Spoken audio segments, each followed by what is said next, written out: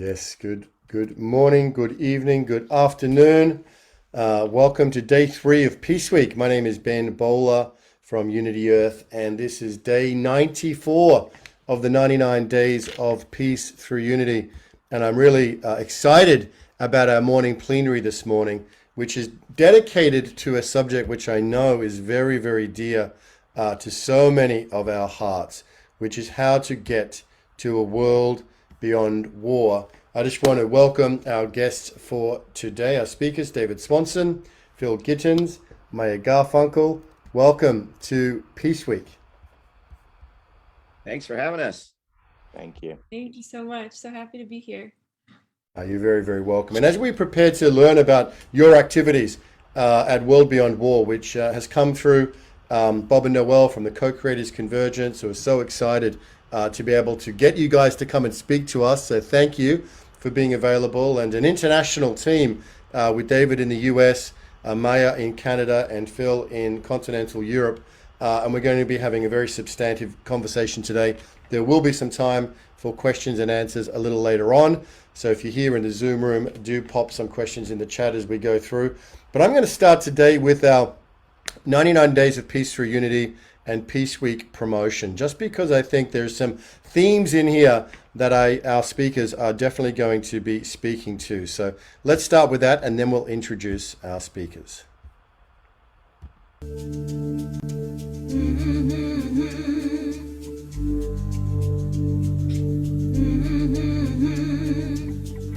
Let me tell you about the lie we've been living in for centuries, millennia.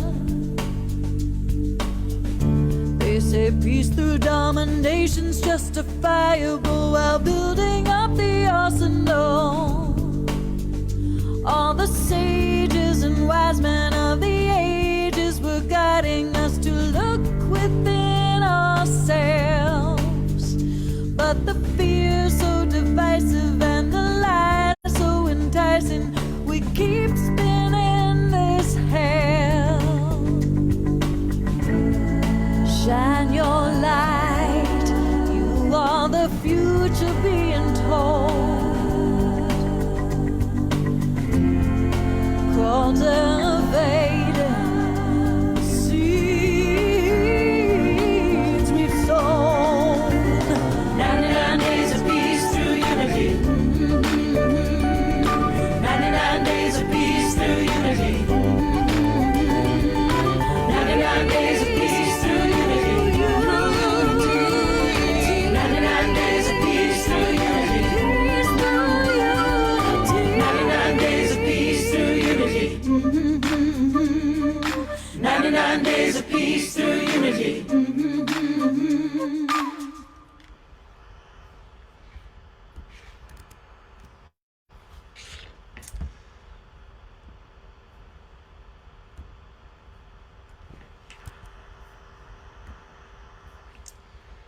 Well, excellent. That 99 Days of Peace Through Unity is asking the question, is peace through unity possible? And if so, how can we achieve it? And it's in direct contrast to the dominant paradigm for centuries and maybe millennia that peace is only achievable through superior firepower. And that's something I'm sure that's going to be put under the microscope by our speakers today, that theory of peace, if you like. So I want to just briefly introduce our guests. If I can just navigate my way to the right window here.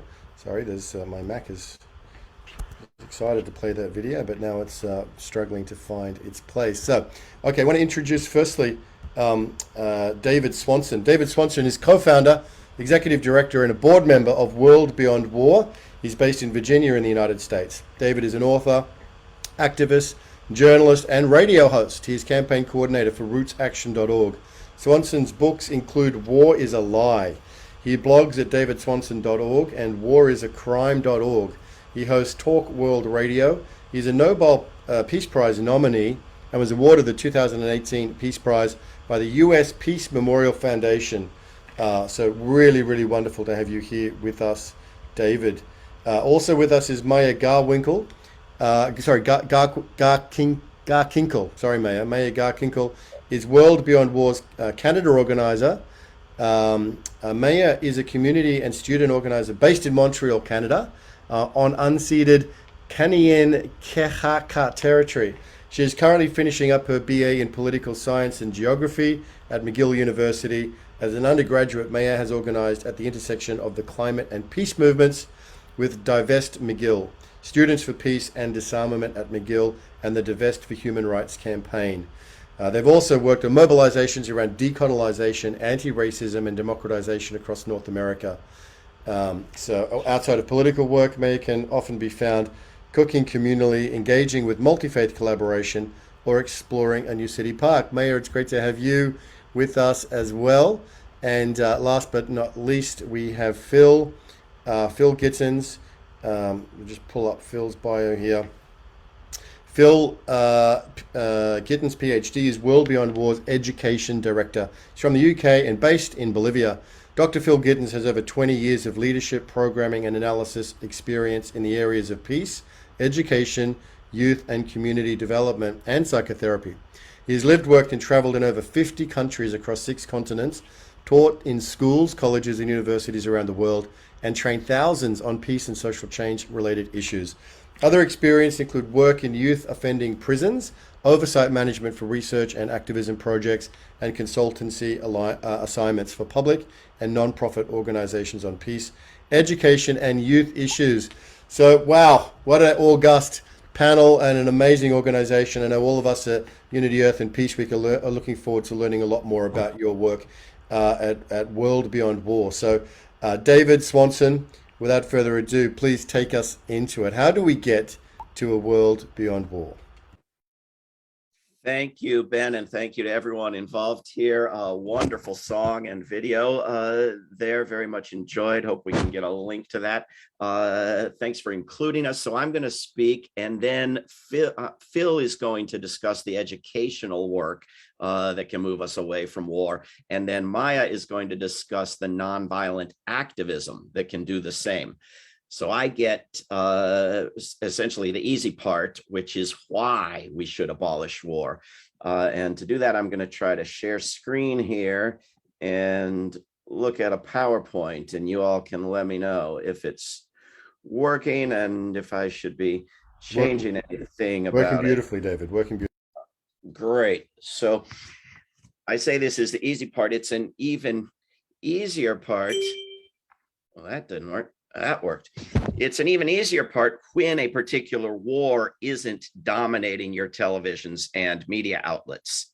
I won't say in times of peace, because for decades now, there have always constantly been numerous wars, usually with several of them involving the US military, always with virtually all of them involving US weaponry, frequently US weaponry on both sides.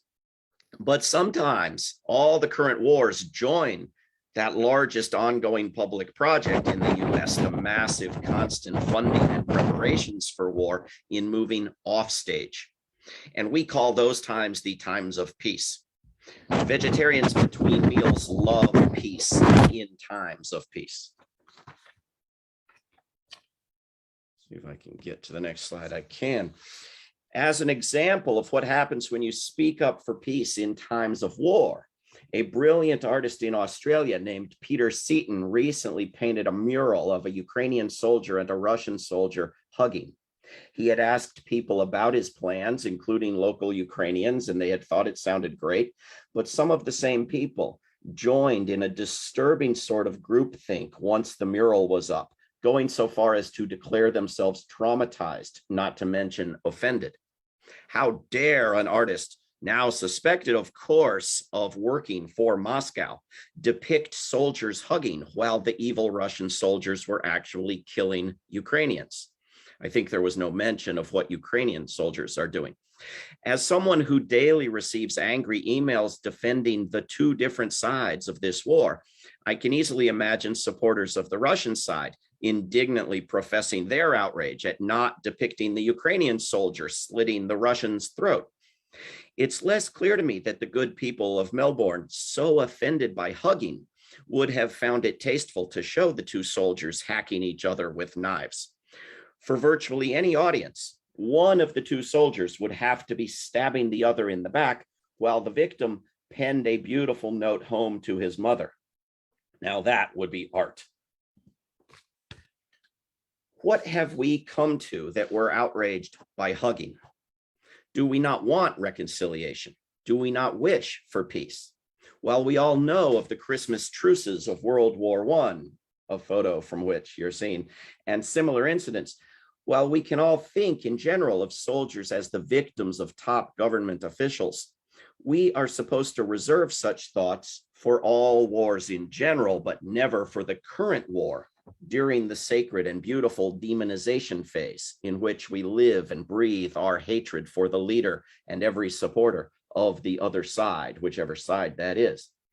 I've had friends of many years, including radio hosts, and you can go and listen to these shows, scream at me that I can either demand Putin's immediate assassination or admit that I am working for Putin. And I've had other friends of many years accuse me of working for NATO. These are all people who could unite against the war on Iraq, at least when that war was identified with a US president of the Republican Party. David, just a quick note. When you're turning the page, you seem to be brushing up against the microphone of your computer. So just be careful of that. Yeah, I'm honestly not. I'm like a foot away from it, but nonetheless, it has done that in the past. Okay. I will mute myself, turn the page, and unmute myself. Okay. Because opposing both sides of a war is usually understood as supporting whichever side someone else opposes, I've taken to inhaling deeply and blurting out the following run-on sentence.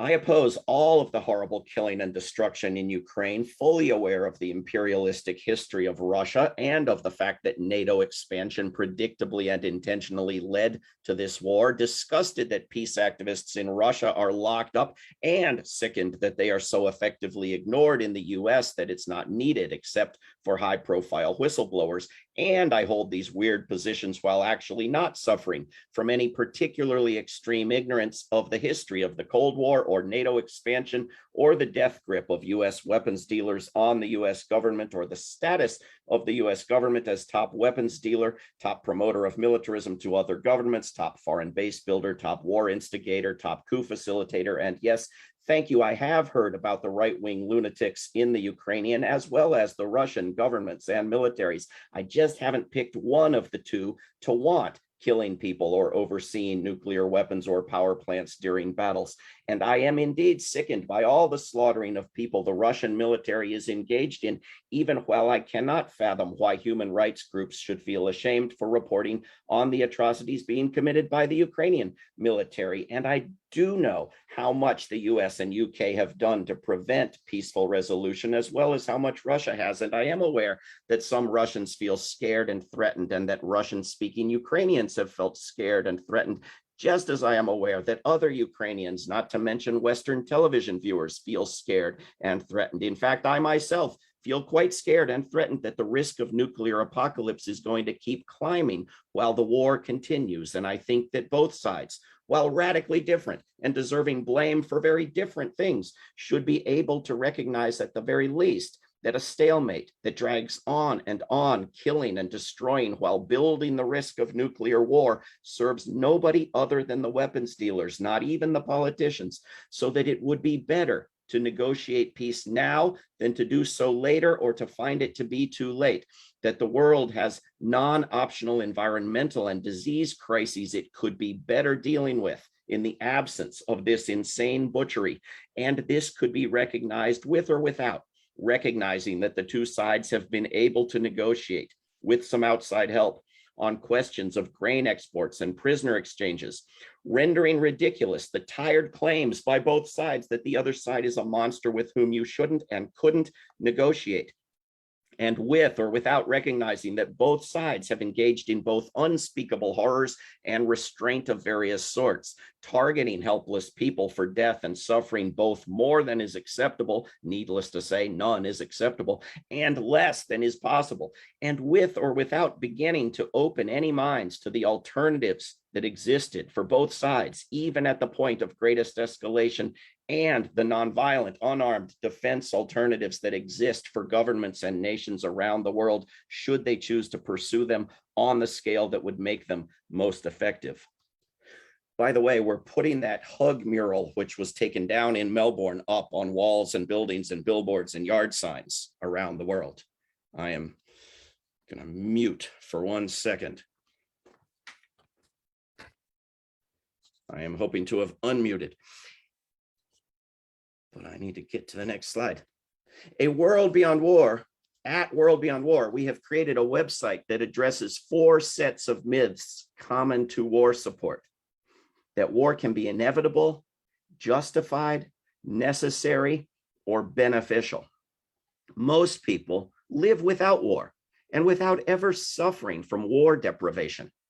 Most human history and prehistory is without war. Most war in history bears very little resemblance to war today. Nations have used war for centuries and then not used war for centuries. Most participants in and victims of war suffer from it. Just war theory is medieval nonsense concocted by people trying to reconcile imperialism, pacifism, the belief that pagans are worthless, and the belief that the good people are better off if they're killed. Wars are very carefully and laboriously maneuvered into, huge energies going into fending off peace. Not a single humanitarian war has yet benefited humanity. War requires major preparations and conscious decision. It doesn't blow across the world like the weather or a disease. Not far from my house are giant bunkers under hills where various parts of the US government are supposed to hide after having been given several hours warning that someone has decided to create a nuclear apocalypse. There are alternatives to preparing the world for war, and there are alternatives to using war in the moment of being attacked by someone else using war.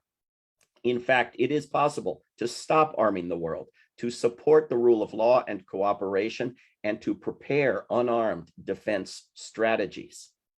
Through organized, nonviolent actions, occupations have been ended in places like Lebanon, Germany, Estonia, and Bougainville. Coups have been stopped in places like Algeria and Germany. Dictators overthrown in places like El Salvador, Tunisia, and Serbia. Armed takeovers by corporations blocked in places like Ecuador and Canada. Foreign military bases kicked out of places like Ecuador and the Philippines. See worldbeyondwar.org for elaboration of all of these points debunking the myths of war. We, of course, include huge volumes of material on World War II, on which I've written a book called Leaving World War II Behind. And we've done an online course on the topic. It might even make sense to watch the new film on the US and the Holocaust by Ken Burns at Alia. But here's my prediction. And having watched a third of the thing last night, I stand by this. The film will be surprisingly honest, but shift blame subtly away from the US and other governments and on to ordinary people. Will omit the efforts of peace activists to get the US and UK governments to act. Will exaggerate how hard it would have been for them to do so, and will defend the war as perfectly justified for reasons other than everyone's favorite reason, now debunked by the film. I hope it's better than that. It could be worse. I'm muting. And I'm unmuting. While there has yet to be a war that can clearly be celebrated as morally defensible from any side, there is a great tendency to imagine one and to invest enough resources to totally transform the world. I mean, to end environmental destruction, poverty, and homelessness into preparing for the imagined good war.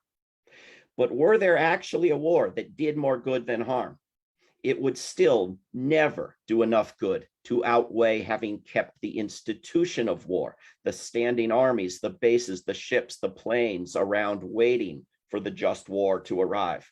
This is so both because military preparedness generates wars, most of which nobody tries to defend as just, and also because the institution of war kills more than the wars. through its environmental destruction, its promotion of bigotry, its erosion of the rule of law, its justification for secrecy in governance, and especially through its diversion of resources from human needs. 3% of just US military spending could end starvation on Earth. Militarism is first and foremost a literally unfathomable spending of money, a fraction of which could transform any number of urgently needed projects on a global scale, if the globe could bring itself to cooperate on things, the greatest impediment to which is war and preparations for war.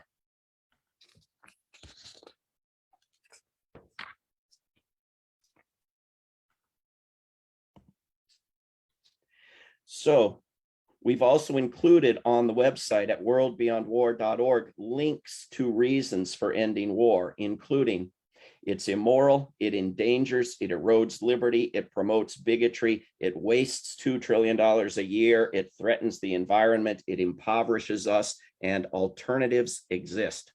So the bad news is that war ruins everything it touches, and it touches darn near everything. The good news is that if we could see past the flags and propaganda, we could build a massive coalition of darn near everybody, including even most of the people making the weapons, who would be happier and better off with other jobs. A rather sad side effect of media focus on a war is the silence on other wars. We hear very little about the suffering and starvation in Afghanistan while the US government steals those people's money. We hear next to nothing about the ongoing disease and starvation in Yemen while the US Congress refuses to do what it pretended to do to help Yemen 3 years ago, namely vote to end a war. I want to finish by focusing on that because so many lives are in the balance, and because the precedent of the US Congress actually ending a war would give a huge boost to campaigns to demand that it end some other wars as well.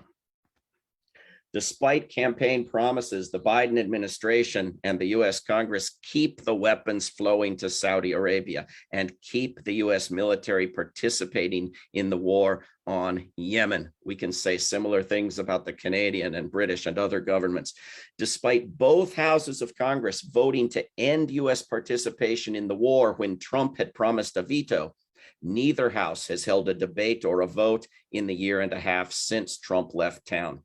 A House resolution has 113 co-sponsors, more than were ever obtained by the resolution passed and vetoed by Trump, while a resolution in the Senate has 7 co-sponsors, yet no votes are held because the congressional so-called leadership chooses not to, and because not one single member of the House or Senate can be found who's willing to compel them to.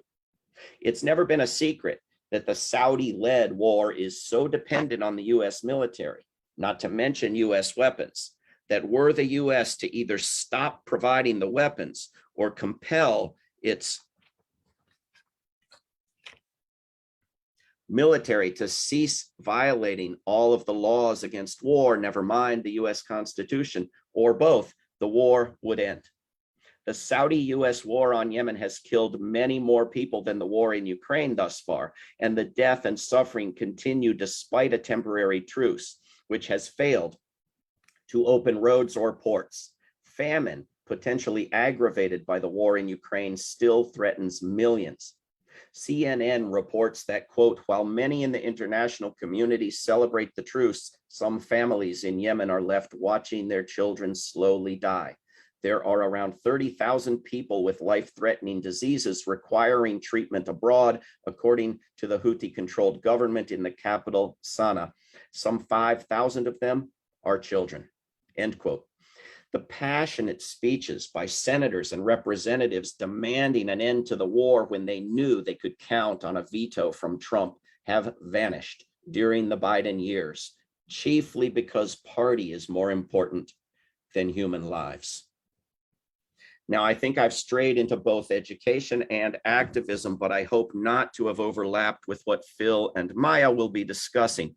I do want to note that for those inclined to make important arguments for why we cannot abolish all war. There will be someone doing that in a debate with me 2 days from now, and you can watch it online and suggest questions to the moderator. You can find that debate at worldbeyondwar.org. Also, I look forward to lots of questions for me and Phill and Maya after our presentations. And I will pass the microphone to Phill Gittins. Thank you so much, David, and thank you so much, Ben. Thank you for the invitation. It's wonderful to be here all with you. Before continuing, it'd be nice to get a sense of who's here with us. So if it's okay, and if you feel comfortable, you can turn on your camera and I will ask a question. If the answer is yes, you can either put up your hands or wave or do something, or you can do a reaction like this or something like this, etc., just to get a sense of who's here with us. Okay. So, and the questions that I'll ask will have some kind of bearing in terms of what Maya and I will talk about. So first of all, put your hands up or wave or do a reaction if you are from the US. Okay, great. So put your hands up, do a wave if you're not from the US. Okay, great. Put your hands up, do a wave, etc. If, and this is subjective, if you're a young person. Okay, great, good stuff. Put your hands up, do a wave, if you have heard of World Beyond War before today. Okay, great. We've got a nice little sense of, okay, thank you. So feel as if we can kind of know each other a little bit better now. So thank you so much for that. So having looked, David's done a great job in terms of the importance of why we need to move to a world beyond war. The question now is, well, how do we move towards that? And that's what Maya and I are going to look at. In order to do that, I'm going to try and share my screen. And if you can see my screen, can you put your thumbs up maybe that I can, you can see it? Okay. It's coming, Phill. It's coming, okay, it's coming. So while it's coming, this might be my laptop. One of the things that we need to think about in terms of moving towards a world beyond war, no, it didn't work. Let me try again. Oh, can you see this? Can you see my screen now? Yes. Perfect. One of the things we need to think about in terms of moving to a world beyond war, but actually broader social change, is that we need two things. And research shows that we need both reflection and action, or let's say education and action.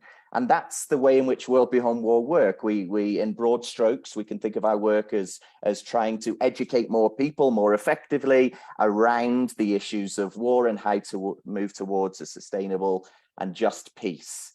But of course, education is necessary, but it's not sufficient. We also need action, but action is necessary, but it's not sufficient. We need to educate people to engage more effectively in these issues, hence the combination of reflection and action. So I wanted to talk about what is some of the work that we do in World Beyond War, give a perspective on trying to support people and educate them around how to move towards a world beyond war. The presentation will move broadly from broad brush strokes, conceptual to specific, okay? And as we're moving along, you might want to think about, well, what's education like in, where I live? How are we educating all generations and all cultures to move towards a world beyond war and closer to a peace system? The way in which we do this is that we have a number of resources, and I will list them here and say a little bit more, but we have books, online courses, Study War No More guide, webinars, podcasts, fact sheets, articles, PowerPoint presentations. We have our annual conference. We have something called a Peace Almanac book, which is a great counter to the over focus on telling the story, the heroes of war, or the stories of war that we hear day in, day out. The book actually lays out, oh, did you know in this year and this day, this movement happened for peace, as a way of telling a different story, mapping militarism and Speakers Bureau. And Maya is going to give a perspective and talk shortly about action. So in order to do this, so we want to make this argument, there's no viable approach to a world beyond war and thus sustainable peace that does not leverage the skills and knowledge of all generations and all cultures, hence kind of the question at the beginning to see who's here with us. So we need to think about how do we engage all generations and all cultures in this work? Well, one of the ways we try and do this is through our online courses. David's already spoke about some of them. We're running 4 this year, Leaving World War II Behind, War Abolition 101, and War in the Environment. We've already run this year, and we always have at least 100 plus on our 6-week courses. The aim of our courses is to, as David spoke about, kind of debunk the myths of war, but also think through what are some of the skills, knowledge, strategies, techniques, tactics, etc., that we need to move us from our current system, which is undoubtedly the war system, towards a peace system where peace is pursued by peaceful means. The good news is that we've run 3. And the good news is that we will run another one in October. So please, please, please, if you're interested, sign up for War Abolition 201 as a chance to engage with some of these things that we've been speaking about. But I think one of the other wonderful things about our course is that it's a really kind of a community of inquiry, of bringing people together who are interested in moving towards a world beyond war and towards a just a sustainable peace. And they engage together. There's great content, there's great material, but I think one of the most wonderful things is the opportunity to learn from and with each other on these courses. So if of interest, please sign up, and we'll put it in the chat, the link of how you can go and sign up. Thinking about intergenerational cross-cultural work, we're very fortunate on our courses to have a good mix of different generations and a good mix of different cultures. So the youngest that I know of on our course is 13. The oldest that I know of is 94. So how about that for intergenerational kind of collaboration? That's exactly what we need to be doing, learning and working together.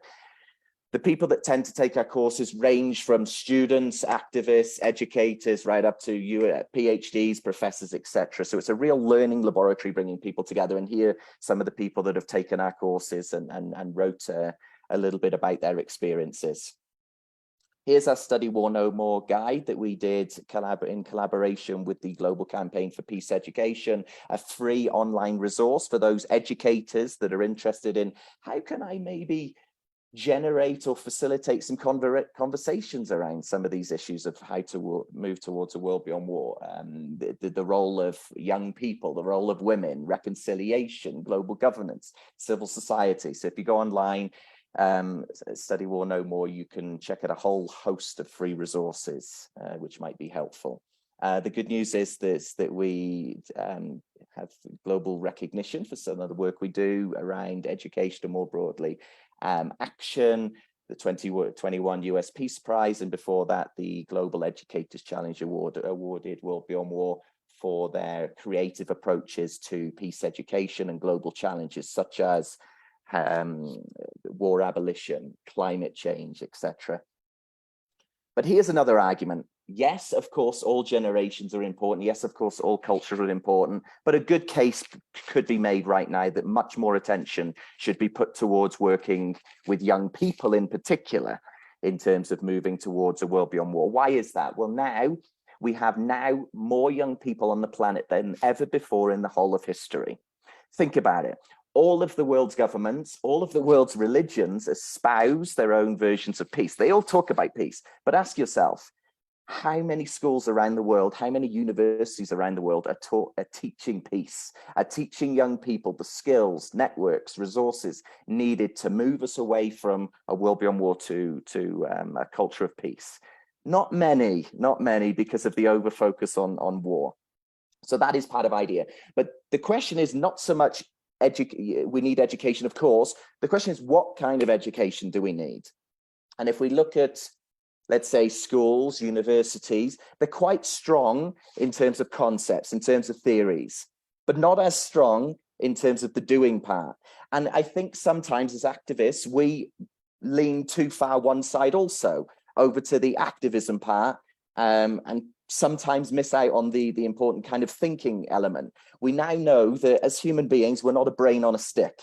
Okay, we are made up of what we call head, heart, hands. So we need to work the thinking, the being, how do we be in relationship with others, but also the doing as well. So this is part of our challenge, I think. How do we try and support well-grounded and well-rounded peace builders?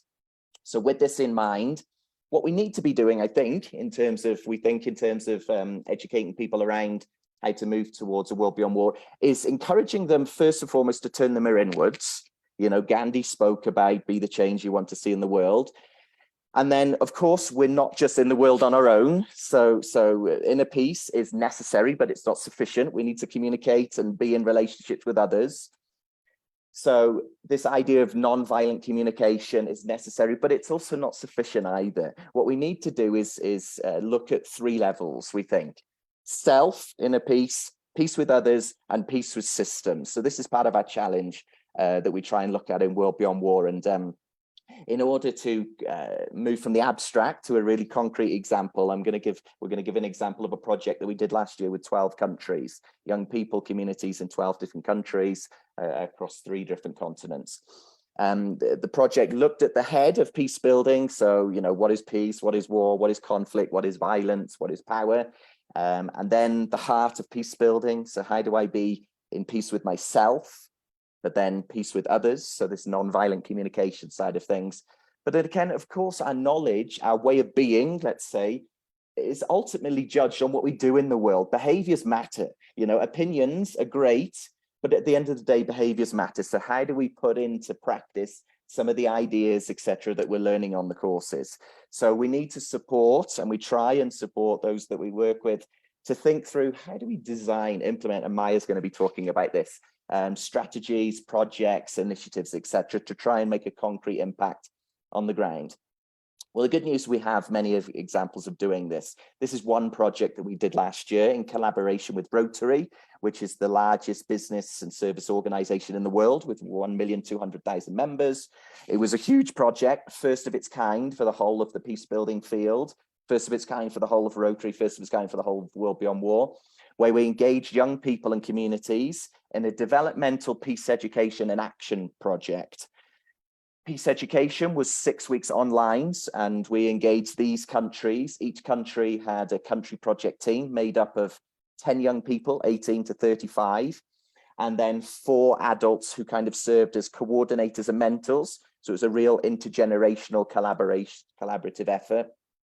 They went through 6 weeks of peace education online from where they were in the world, looking at 2 weeks of the head, 2 weeks of the heart, 2 weeks of the hands, followed by 8 weeks of peace action. So they took what they learned online, took what they learned through the community of practice, and actually did projects in their community.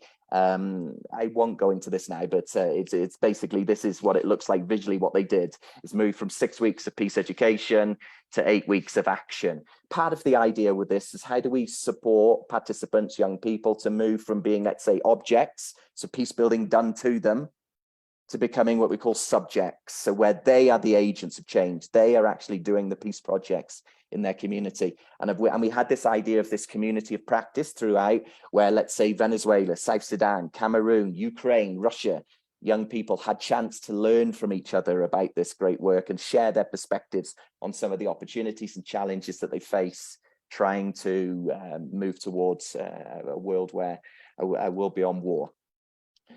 Here's some of the impacts. We trained young people in 12 different countries. We trained about 40 different mentors, adults who worked with young people. It culminated in over 15 youth-led peace projects in all of these 12 countries. Here's one example of the country project team, Venezuela. You can see a good mix of intergenerational collaboration there with young people, adults, etc., who worked together and learned a lot with and from each other. Just to give you an example, what does it look like in practice? Here are a snippet of some of the projects which the young people did. Colombia, because they had 10 young people, but 9 young people in different departments across the country, actually did 10 different projects, ranging from film screenings, workshops, urban gardening, through to recording a podcast. Another great project, the US did a really nice project. They did an album called The Peace Accords, where they actually drew from what they learned on the 6 weeks of peace education, looking at things like inner peace, outer peace, negative peace, positive peace, the war system, etc., and did an album around that. Other good examples of projects: Nigeria trying to address the issue of kidnapping in their country, brought police officers, community members, etc., together to look around that. And actually, they've just recently put together a policy brief, which is trying to advocate for broader change in the country. Cameroon was a really nice example of addressing youth exclusion in the country. And they actually got a letter from one of the ministers congratulating them for their great work. So here hopefully gives you an example. Here's the end of Project Celebration, where the young people had a platform to share their ideas with other young people from other different parts of the world. This project, Peace Education Action for Impact, was always designed as a model for moving forward. So the question that we're grappling with now is how can we build on last year? And we're actually thinking through the next steps of the project, which will involve another 10 countries, including from Ethiopia, Iran, India, Pakistan, Bosnia, etc., among others. So that was Peace Education and Action for Impact last year. So hopefully in the presentation, we've given a bit of a perspective on, okay, we now know that the biggest challenge is how do we move towards a world beyond war? We now know that education plays an important part, and hopefully we've given a little bit of insight in terms of how World Beyond War try to educate more people more effectively around these issues. But of course, education is necessary, but it's not sufficient. We need action. And with that in mind, we'll turn over to our colleague Maya, who will talk about our work in that realm. Thank you, Maya. Wonderful. Thank you so much, Phill and David, and thank you so much to Ben and the whole Peace Week team for including us today. As has been mentioned, my name is Maya, and I'm the Canada organizer with World Beyond War. A few minutes ago, David just explained to us a bit about the myths of war and why war must be abolished. And if you've been convinced of that, then you're likely thinking about not only how can we educate to talk about those issues, but also how can we actually accomplish and dispel those myths completely and replace it with something better, most importantly. So I'm here today to close out this part of the webinar with a discussion about how nonviolent activism can move us away from war and towards a world of peace.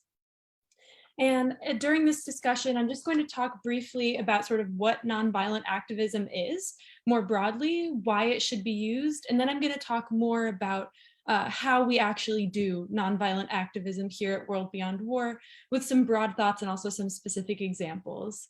So I'm just going to get started here. I want to share my screen really quickly. Hopefully you all will be able to see. All right, I think that should be good to go. Wonderful. Can everyone see my screen? Just give me a thumbs up. Wonderful. Thank you so much. All right, so for us here at World Beyond War, nonviolent activism means growing global anti-war movement and pursuing our three main organizational goals without the use of violence. These goals are designed to serve the ultimate goal of implementing World Beyond War's blueprint for an alternative global security system, or the AGSS, which you can see right up there in the top right corner. And that alternative global security system is one in which peace is pursued by peaceful means. And those three goals are as follows: demilitarize security, manage conflict non-violently, and create a culture of peace. So obviously, Phil's discussion of education also contributes to these three goals. And I'm going to be talking a little bit about how nonviolent activism can also move us forward with these goals. So I think it's important to note right off the bat that nonviolent activism is by no means passive or unassertive. At least it doesn't have to be. After all, in practice, it can look like so many different things. The spectrum of nonviolent resistance spans from political confrontation, from traditional forms of political participation in which we might be voting or writing letters, all the way to things like using one's body to block a truck full of military weapons and being transported, or confronting key decision makers when they might not be expecting it. So here on the screen, you can just see a few photos of what nonviolent activism looks like for us, and I'll be discussing a little bit more about that later. So here at World Beyond War, we believe that nonviolent activism at whatever scale or form your context allows is key to building power at the local level and winning real, concrete improvements in people's lives, while also pursuing the larger goal of growing the global anti-war movement. Now, unsurprisingly, our approach is frequently criticized by those who don't believe in or understand the efficacy of nonviolent activism. As David mentioned, the myths of war are extremely pervasive and infiltrate not only people's perception of the conflict in and of itself, but also the ways in which we should be opposing conflict and making change in the world. For us, choosing to engage in nonviolent activism means choosing to embody the values that we want to be reflected in the world around us. In my time at World Beyond War, I think that there has been sort of an example set, especially for folks who feel powerless and demoralized when they look at the world around them. Now, at this point in the conversation, I usually hear a few key critiques being able to bubble up to the surface. Most prominently, I hear things like, that's nice and all, but if you actually want to get things done, that's not really going to fly. And I just want to sort of dispel that really quickly by saying that nonviolent activism is not only a powerful example of sort of way that we can embody the change that we want to see, but also is a highly effective tool for making change. Researchers Erica Chenoweth and Maria Stefan have demonstrated statistically that from 1900 to 2006, nonviolent resistance was twice as successful as armed resistance and resulted in more stable democracies with less chance of reverting to civil and international violence. In short, nonviolence works better than war at what war is supposed to do.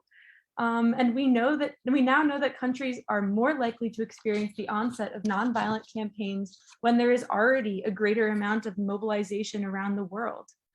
So basically, nonviolent resistance gives rise to nonviolent resistance, gives rise to nonviolent resistance. And we really want to help local groups and individuals around the world be able to start and continue that spark in their community with issues that matter to them. So how does this actually work day in and day out for us? World Beyond War operates through a network of grassroots, decentralized organizing models focused on building power at the local level. And I know that might seem a bit counterintuitive. We're an international organization, so how do we build power at the highly local level? And for us, it's critical that chapters and affiliates that we work with have the tools to organize in their own community based on what campaigns resonate most with their members, while at the same time, of course, moving towards that horizon of long-term war abolition. So I'll delve a bit into those campaigns specifically that we work on that members and chapters can sort of pick and choose depending on what makes sense for their community. Just so you have some organizational context before I delve into those campaigns, as of now, we have individuals in 193 countries that have signed our peace pledge. That's sort of the initial way that we get people involved. We have 22 chapters in 12 countries with 93 affiliates worldwide. And we're really proud to be funded by small donors as well. This broad reach is made possible by combining our long-term goal, war abolition, and implementing it with decentralized and local organizing on the ground. And by the end of this, you're probably going to be sick of me saying decentralized and local organizing, but that really is our bread and butter, and I'm excited to get a bit more into that now. So as I mentioned before, we have a variety of campaigns that our chapters and affiliates are able to get involved with. With war abolition being such a broad and intersectional issue to tackle, activists and organizers have a wide array of campaigns to work through World Beyond War. Most broadly, these include the closed, I'm just gonna list them all and then we're gonna come back really quickly. Include the Closed Bases campaign, Demilitarized Police, Counter Recruitment, Divestment, and more. So first here, I just want to briefly discuss the Closed Bases campaign. The closing of US bases and the removal of US military personnel from foreign countries is critical to the elimination of war, as I probably don't have to tell those of you who are from outside of the US. This campaign is a major focus for World Beyond War. And here in this photo here, you can see a photo from our campaign with Save Sinjavana, and our allies in the struggle to protect a mountain in Montenegro from becoming a NATO military training ground. And this campaign has been making major progress in the last year, and we're really proud to have featured it in our most recent annual conference. This summer, our petition was delivered to an advisor to the Prime Minister, and we were able to get a billboard up right across the street from the government in support of this campaign. A series of actions also led up to the delivery of the petition, including the celebration of Sinjajavana Day in Podgorica on June 18th. There was coverage of this event on television, 3 daily newspapers, and 20 online media outlets. On those same dates, Save Sinjajavana organized a solidarity camp right next to the Sava Lake in Sinjajavana, where they're planning on building this NATO military base. And despite a first day of rain, fog, and wind, people managed well. Some participants even climbed one of the highest peaks in the country, in the area, and were able to be unexpectedly visited by the Prince of Montenegro, Nikola Petrovich.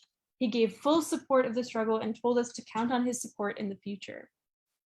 So I hope that from this example, from this photo, you're sort of seeing how these bigger picture goals of taking down military bases really fit into a local context.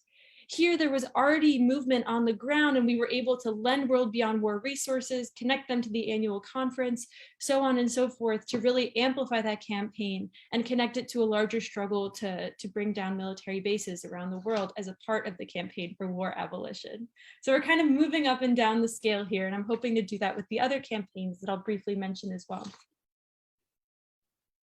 Here, another one of our campaigns to demilitarize the police. You can see a sample petition that we've developed to assist those looking to demilitarize their local police force.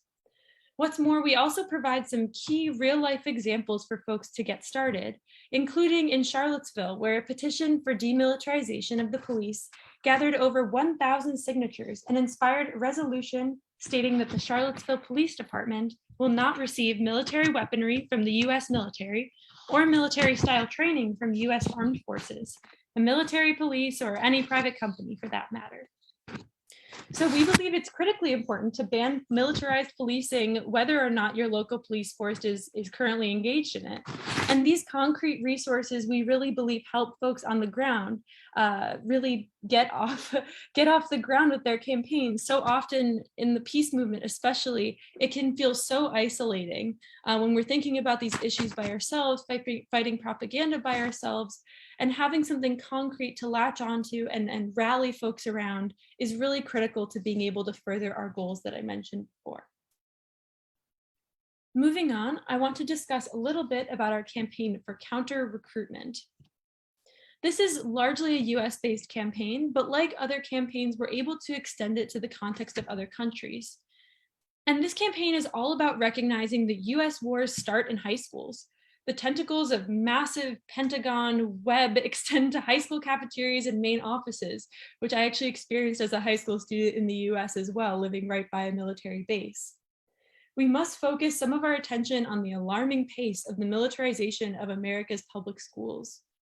While this campaign has been developed in the US, we really encourage others to take that model and bring it to their own context as well, just like with many of our campaigns, which start in some countries and end up extending internationally.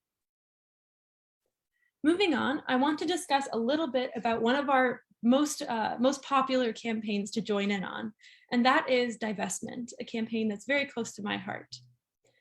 Grassroots-led divestment campaigns are springing up all over the world. I probably don't have to tell you that. If you know anybody in the university context, you maybe have heard about fossil fuel divestment in universities. But in addition to fossil fuel divestment, there's also divestment from the war machine. Divestment means organizing to remove public and private assets from weapons manufacturers, military contractors, and war profiteers. And I'm just switching to my phone because my printer decided to run out of ink this morning. Public pensions and retirement funds especially are invested directly and indirectly into weapons companies. Teachers and other public servants whose interests lie with promoting human needs have their retirement security tied up with maintaining or enlarging the war industry. Every dollar currently invested in weapons and war is a dollar that could be spent on job creation, education, housing, healthcare, food security, and so much more. This is really critical, especially we're working on a campaign in Canada that you can see here in which we are demanding for Canada to stop arming Saudi Arabia. As was previously mentioned by David, there is currently a crisis in Yemen that's being ignored by Canada, the US, and many more who are complicit in actually investing their money. The largest receiver of Canadian weapons, aside from the US, is actually Saudi Arabia. So while Canada is painting itself as this, peacemaker country, there really is some really insidious actions going on behind the scenes. And we've been able to plug in here in Canada into the divestment campaign in order to really peel back the curtain on that and get to the heart of what's going on. So as you can see here, we have some examples of our Canada Stop Arming Saudi Day of Action, which happened this year on March 26th. During this day of action in 7 cities around Canada, individuals and groups called for an end to the war in Yemen and to demand that Canada stop arming Saudi Arabia. In Toronto, for example, a 50-foot banner was dropped off at the Deputy Prime Minister Chrystia Freeland's building, and you can see that on the right there. And that's an example of a sort of direct action, sort of in the middle of the spectrum when you can think of confrontational to non-confrontational. And aside from that, just like other campaigns, there's an international element as well. This isn't just a Canada-based issue or a US-based issue. World Beyond War is a founding member of the Divest from the War Machine Coalition that hosts a robust set of resources and a listing of ongoing campaigns and organizations around the world focused on divestment. Moving on from divestment, I'll talk a little bit about our billboard campaign, which David Mark mentioned recently. And as you can see, there's a lot of material here, so feel free. I'm sure that there's questions loading up in the chat that I'll look at in a bit, but I know that we're sort of going through a lot of information here. So I hope you're able to, again, keep connecting these really specific campaigns to the larger goals of war abolition that we have, and start thinking about how perhaps you can take these campaigns into the context of your own space, into the context of your own military industrial complex, where however it manifests in your context. So back to billboards. World Beyond War raises funds for independently and independently put up billboards that are pro-peace and anti-war all over the world. And in and of itself, this billboard, as an example of paid media, helps us to reach a broader audience beyond our existing networks and build support for ending all wars. We use messages such as the one that David wrote up before, which is that 3% of US military spending could end starvation on Earth. Obviously, this is a really attention-grabbing statistic, and a billboard is really the perfect way to get that out into the world and get people thinking a bit more about their relationship to the military-industrial complex. This method is, again, sort of our way of connecting different ways of taking action. We have things all the way from dropping banners and being more confrontational to billboards, which are more informational and attention-grabbing all across the spectrum. Moving on, we also have a campaign on the rule of law. Oh, sorry, there's one of our billboards that I wanted to show you. There you can see folks rallying around, and we can see that it also connects to the website and is able to get folks into our network who otherwise may not be. What's the number, Maya, we're missing at the top there of that billboard? What just? Oh, that says 3% up 3%. there. Thank you. Thank you. No, thank you for asking. All right. Here we're going towards the end. We have 2 more campaigns that I wanted to touch on here. The first one here is rule of law. One of the many strategies for supporting justice is to encourage the International Criminal Court to prosecute equally and to expand the court to include all countries. We started a petition to Fatou Bensouda, prosecutor of the International Criminal Court. It reads, "People of the US and world, ask ICC to prosecute US war crimes." And you can see here we've gotten over 15,000 signatures. And this, again, is just one example. These aren't limited to these petitions, to these actions, but the campaigns that I'm mentioning are more of a framework that we enter folks into when they're entering the world of World Beyond War, if you will. And finally, I just wanted to touch on our final campaign here today, which is the Stop Arms Trade campaign. Weapons shipments, we believe, should be blocked, arm fairs closed, and blood profits protested. And the business of war should be made shameful and not, not something to be proud of, to be frank. This also connects to our divestment campaign, where we're sort of taking social license away from these industries that should be replaced with other more beneficial industries. And you can see here, the context of the stop arms trade has actually facilitated some of our most confrontational, nonviolent direct actions. World Beyond War is a member of the War Industry Resistors Network, a network that meets with organizations and coalitions around the world. And this campaign includes others, including Code Pink and others around the world who are working also to stop the arms trade. On the screen here, you can see a protest that we organized in 2022 with the Group Against Arms Fairs and other organizations in a global protest against Lockheed Martin, the largest arms manufacturer in the world, which is based here in the US. In 2022, hundreds of people have blocked the opening to the CANSEC Arms Fair, North America's largest weapons and defense industry convention in Ottawa, Canada, the capital of Canada. 40-foot banners saying "Blood on your hands, stop profiting from war, and arms dealers not welcome" actually obstructed the way into the conference and was able to stop the conference and stop trucks moving in for some time. Importantly, we were also able to obstruct the convention center right before Canadian Defense Minister Anita Anand was slated to give the opening keynote address. And here you can see here some World Beyond War members lying in the road there in the bottom left, bravely putting their bodies on the line to stop the conference and take a stand against the global arms trade. So if you're still with me here, I want to talk a little bit more about some of the potential entry points into the world of World Beyond War in nonviolent activism, and how can we even, start delving into these issues. And for us, we sort of scale things down into a chapter format, as I've mentioned before.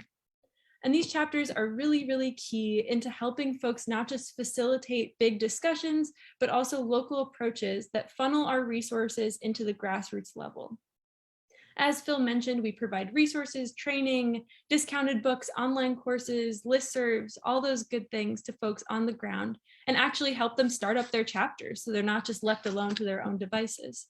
So that's where someone like me comes in. If somebody in Canada is looking and they're looking for a place to channel their anti-war energy into, they have a few friends, we can get started with something as simple as a movie screening or a book club and make sure that that really gets up and running and goes from there. This is just some of the resources that we offer, but I'm going to move past that for the sake of time. And moving here, I want to talk a little bit more about what this can look like. Here we see some traditional protests in addition to some more non-traditional protests on the bottom right here. And this is just some of the actions that our chapters have engaged in around the world. It's really key that we maintain this decentralized model because over time, it's not sustainable for our small full-time staff, not even full-time, small staff to continue to work and understand the things that people on the ground really will always understand better than us. I'm not going to understand always why this small town on the west coast of Canada, when I'm on the east coast even, is opposing a certain resolution. But my chapter coordinator in Vancouver or Victoria, BC, British Columbia on the west coast is going to understand a lot more the internal dynamics and what will be effective to making change in their community. And importantly, I just like to end sort of with how we actually celebrate the wins that we have gotten with our chapters. Just this year, we awarded the Organizational War Abolisher, that's how you pronounce that word, of 2022 award to the Whidbey Environmental Action Network based in Whidbey Island in Washington State. And this organization really embodies sort of the local organizing sort of model that we like to celebrate here at World Beyond War and support with concrete resources. That network succeeded in stopping the Washington State Parks and Recreation Committee in hosting the US Navy for military training. So they actually were able to stop the US Navy from using their grounds as military training. And this was key for them, and this was years in the making, and so we really wanted to celebrate that with our War Abolisher Awards this year. Further, we also celebrated an Italian union, Italian dock workers who had blocked shipments to a number of wars in recent years. And we really celebrated the fact that these local groups were able to understand their context, plug into the actual campaigns that we're working with, and highlight and hopefully be able to inspire others to act similarly in their own part of the world. Finally, of course, I could go on to talk many, many minutes, many, many hours about the individuals and groups who have also taken up the call, aside from these incredible groups on the screen, to take action and take it upon themselves to act in the interest of war abolition and peace building. But for the sake of time, I'm going to let you all check these out on our website. We have a lot of resources there, a lot of success stories that I personally find very inspiring, especially when it's hard to find inspiration on your TV screens these days in terms of war, as always. And I really want you instead to come away from this discussion with a bit more of a framework for understanding how we combine education and action in the pursuit of war abolition and in the construction of a better world from the grassroots. So with that, thank you for your time, and I'm looking forward to your questions. Thank you, everyone.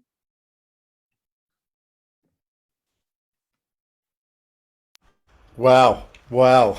Oh my goodness. Maya, Phill, and David, you've blown our minds. I can tell you that collectively.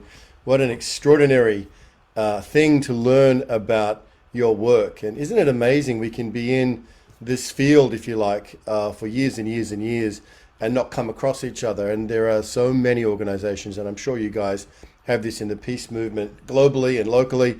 It's just astounding how many groups, organizations, initiatives, platforms, communities are rising with aligned work such as what you're doing at World Beyond Word. Just congratulations to each of you. I was impressed and surprised, David, when I dug a little bit around your website to find, because it's such a sophisticated organization, international, doing incredible education, and the local community activism that Maya was just talking about. I was amazed to learn that you were established in 2014. I don't know why. I was expecting an organization to have been around for a lot longer. So massive congratulations and thank you for everything you're doing. Thank you, Bob and Noel, for connecting us here in Peace Week. There's so much here to unpack. I want to begin with a question. I certainly have questions myself that I hope we get a chance to get to, but I want to begin with a question we've got here in the chat from Karen. Let me just pull that up here. It was a question about, what practically we might have been able to have done. Can you give some examples of what might have been done to prevent the Ukraine war? Now, obviously not going back to some of the conditions in which that war began, and you mentioned before, David, the NATO expansionism and other things, which if we really wanted to stop it, there might be a complex answer. But in terms of once war was on the brink, what are some of the things that could have been done? Having mothers and babies on the border, Karen suggests, for example, followed by televised negotiations. Is strengthening the UN a part of it? What could have been done to prevent the war from your perspective? Thank you, Ben. And I want to say thank you to Phill, who I've known for years, was one of the best educators we have, but especially to Maya, who's only been with us for weeks and is filling in for our Canada organizer who's out on maternal leave. Imagine what Maya is going to be doing in the years ahead. I get this question a lot, and I love to know whether the question is, what possibly could the poor innocent Russians have done, or what possibly could the poor innocent Ukrainians have done, because it's a different answer depending on which question it is. And I have a guess which question it is, but the insult is so deep if I guess wrong that I'm not going to guess. I'm just going to try to answer both. But when the war started is also a question that has to be answered, because there was violence for years. There was a coup, there was ongoing, and there was highly escalating violence in the Donbass prior to what everyone thinks of as the day the war began. And so, what could Russia have done differently when ethnic and Russian-speaking Ukrainians were threatened and Ukraine was attacking Donbass and there had been a coup and so forth? Well, Russia was in an incredible position. Russia was mocking these daily predictions of a massive Russian invasion and had half the world laughing, and was rescuing and evacuating people who felt threatened from the Donbass and giving them homes in Russia. Russia could have talked about the rule of law. Russia could have signed on to international treaties and the International Criminal Court and sought investigations and prosecutions. Russia could have asked the UN to oversee a public vote to be respected by everyone on the future of Crimea as well as the Donbass, and asked for compliance with the Minsk agreements, and could have, in fact, recruited worldwide and trained and utilized out of Russia unarmed, nonviolent actors and protectors to go in, yes, with video and media. Flip the question to what I think is more likely the one I need to answer. What could the poor people of Ukraine have done?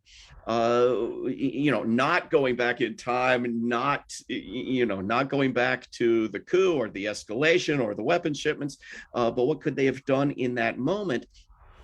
Well, if you had organization, if you had government organization, you could use massive, unarmed, organized, nonviolent resistance to incredible effect. But even without it, we saw on a very small scale, and we saw this from both sides over the past several years in the Donbass, but we saw on a very small scale people very effectively using unarmed, nonviolent resistance. And there are people, including one of our board members and friends of ours right now, working to organize nonviolent actions in Ukraine.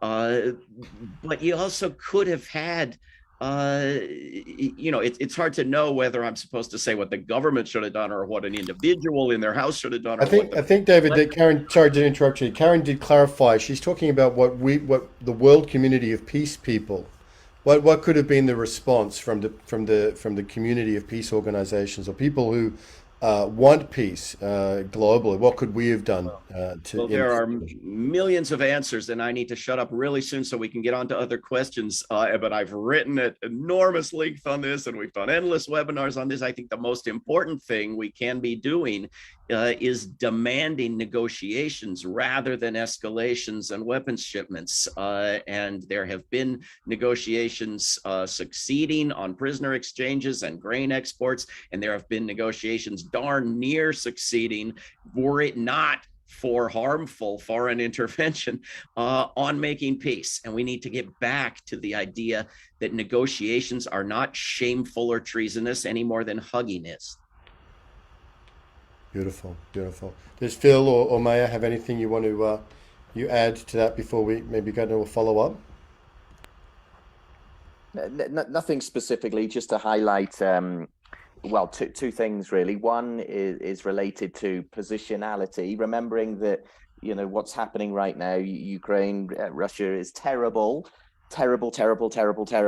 And at the same time, there's other wars that are taking place around the world that are not getting the same amount of coverage, which do require the attention as well. So there's one thing about positionality, in the sense that, is it because it's happening in Europe that it's getting more attention than some of the other wars that are not getting the attention? Of course, at World Beyond War, we're against all violence, we're against all wars. So there's one thing. And the second thing, again, that Maya kind of highlighted, and David mentioned, Yuri, one of our board members, talks very powerfully about this, is the utility of nonviolence. It works. It's proven to work.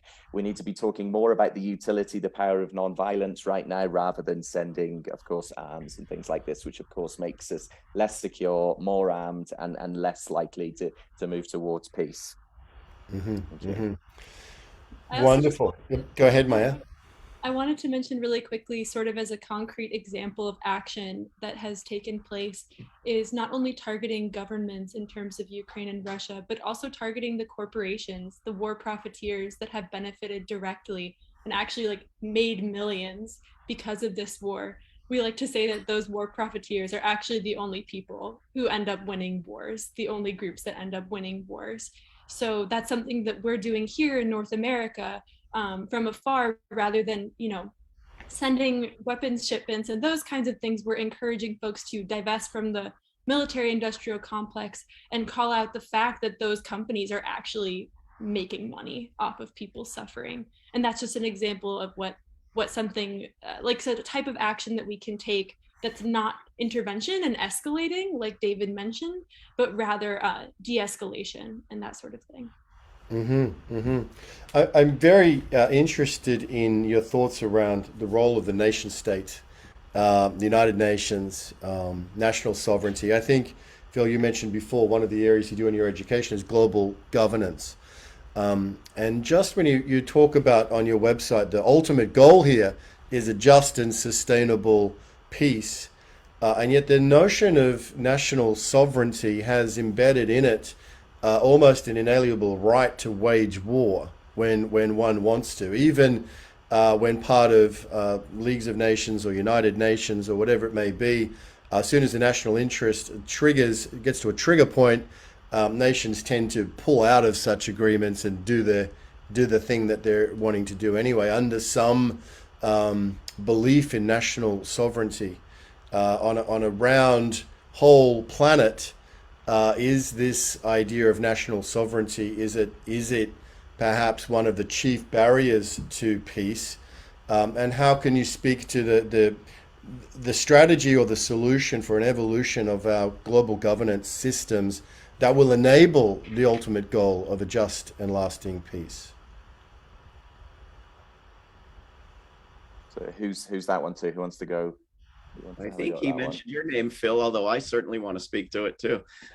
So a couple of things. I think if there was one perhaps peace building organization in the world where some of the attention should be focused, then it should be the UN in terms of reforming them to make them more democratic and many other things, veto and things like this, which we flesh out in our book, A Global Security System, of how we might go about rethinking, some of the work that the UN does. That's one point. I mean, the other point as well is, and again, people have different perspectives on this, but the borders which created are very artificial in themselves. So I think that's an issue. Another issue is, and we lay out again in our book, is how do we move away from this idea of state security, which again is wrapped up in ideas of state sovereignty, but then connected to broader ideas of responsibility to protect and things like this, which can in itself be justified for intervention, to move towards more kind of ideas of human security, etc. And we lay out in the book that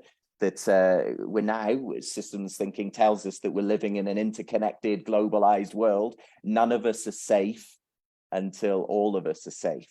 So we really need to think in those terms. So there's part of a response to your question, Ben. I think I had noticed a question also in the chat about treaties banning war and so forth. And I think it relates to this question because there are, and I put a link in the chat to worldbeyondwar.org/constitutions, which is a list and description of constitutions, treaties, and laws that ban or restrict war. And there are constitutions of numerous nations that explicitly and voluntarily limit their national sovereignty. And we should know that, and we should recommend it to other nations. And there are treaties that nations are party to and that are the supreme law of those nations under their own constitutions that severely limit national sovereignty for the better. And we should know that and tell them. And there are treaties like the Kellogg-Briand Pact that ban war, all war, good wars, bad wars, humanitarian, democratic wars, every war. And there are treaties like the Non-Proliferation Treaty that require not just the elimination of nuclear weapons, but the disarmament of all weapons. And sometimes I'm afraid to mention these things for fear that someone in the US government will hear me and go find that treaty and tear it up, rather than start abiding by it. But we have to take that risk and start demanding that people become aware of the laws we already have that we could never in a million years create if we had to create them, and try to get them abided by.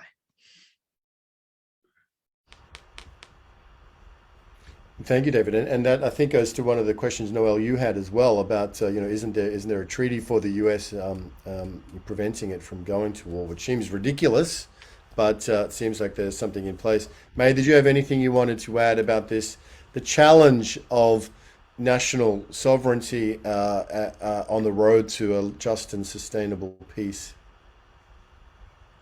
I think David covered a lot of it. David and Phil covered a lot of it. I think, again, I feel like my role in this conversation is turning into just bringing it local over and over again. I think that having folks just find a way that they can enter this conversation from their own communities, and sort of do what we call like power mapping, and finding out where those power centers that really contribute to those, thoughts of security and those sorts of things live within their community, because it doesn't always have to be going to the actual UN building and talking to actual UN personnel in order to make a difference with these kinds of things. There's lots of ways in which we can sort of chip away at this institution in our own communities. Yeah, really impressed with the level of education that you're providing, and super excited to just know you exist. Both, or the work that you're doing, with educating youth and intergenerational, intercultural, applying all of this wisdom and energy to World Beyond War, and whatever we can do to support you and stay connected, I think, is something we definitely want to commit to.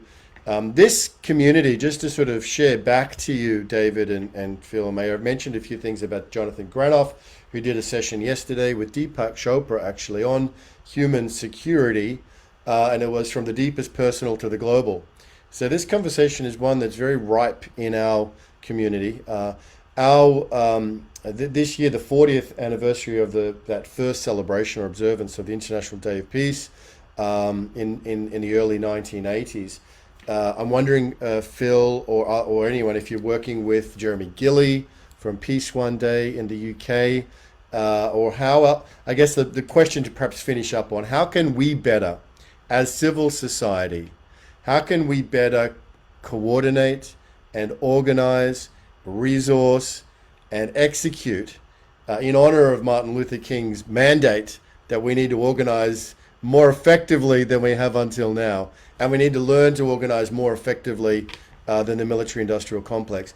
How can we do that better as this sleeping giant of 10 million organizations, initiatives, platforms around the world of civil society? How can we do that to better become a system of influence on the planet?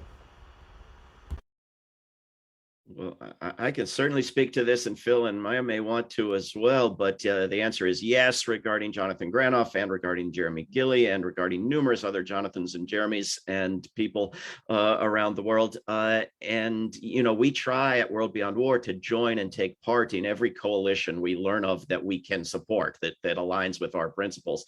And we try to invite every organization we can that seems appropriate and desirous to be an affiliate of ours, and to work with communities everywhere we can to form new chapters. And so, we don't think we need to combine everyone into one organization. We think it's important that there are different organizations with variations on the theme of working for peace.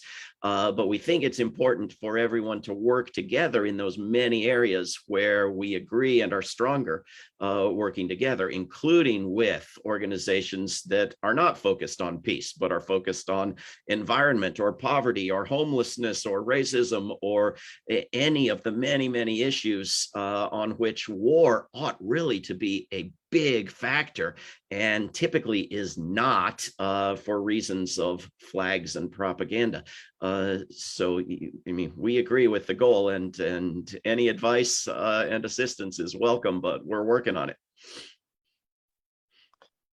Thank you. And I guess I'll make 2 points. One is to do with the importance of the individual, and the other one is to do with the importance of the collective. So Johan Galton, one of the fathers of peace studies, often talks about there are tasks for everyone in peace building. So we all have a role to play.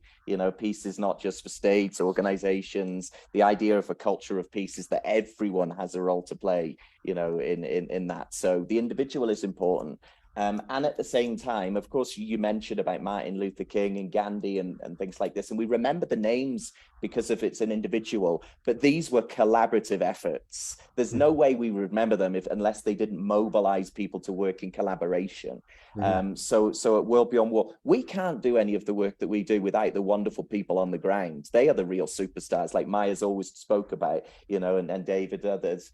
that those are the real, the superstars on the ground that are mobilizing for change on the ground. So it takes both individual effort to be the change, turn the mirror around, look at yourself, but also a collective effort of how do we work together. So I guess this is a call to say that, there's many understandings of peace, there's many approaches to peace building, like David said, but we really want to learn with and collaborate with you all. So please, we hope that our time together here today leads to more time together in the future of, working together to move even closer to a world beyond war. So thank you.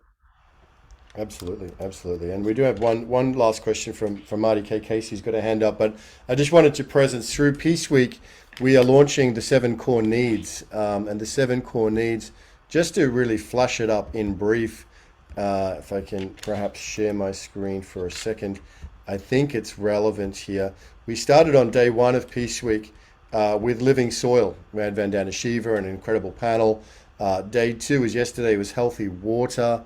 Day 3 is vitalizing food. Day 4, fresh, clean air. Day 5 is physical and emotional safety. And then day 6 is comfortable shelter. And 7 is the conditions to manifest individuals' potential. So today's about food, but just in what you were all saying, David and Phil and Maya, the interconnectedness and the whole systems approach.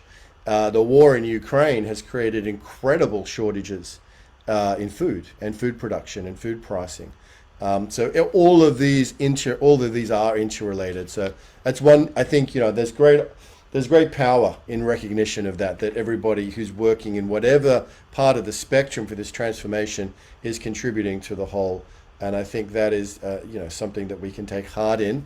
And as I said before, even learning about your existence is a real boost for us. Marty, did you have a quick question just as we close today? Let me get you unmuted there, and we will close in a couple of minutes. Go ahead. Marty K. Casey. Dr. Marty K. Casey is from the Ungun Institute. I'm going to bring her up here. We don't have a lot of time, Marty, but jump in there with a question. Sure. Well, first of all, I just want to say this was very empowering. I happened to just turn it on and I couldn't turn it off. You guys are amazing. I happen to live in St. Louis, Missouri, which is just like 10 minutes from where the unrest of Ferguson took place.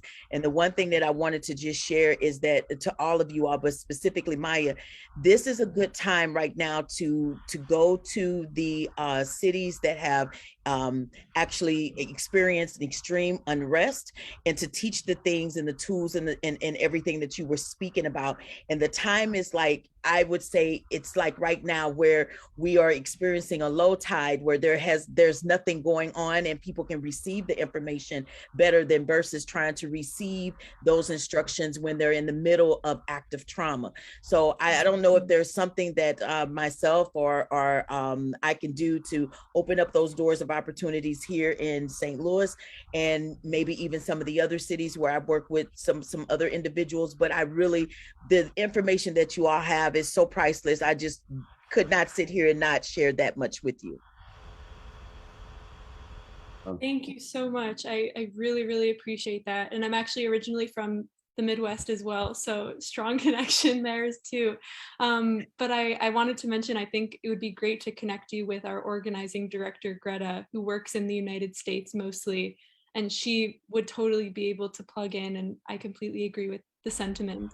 Reaching people when they are most reachable is so key to this, as I'm sure Phil could also mention through education. But thank you so much for sharing that, and I'll direct message you Greta's email.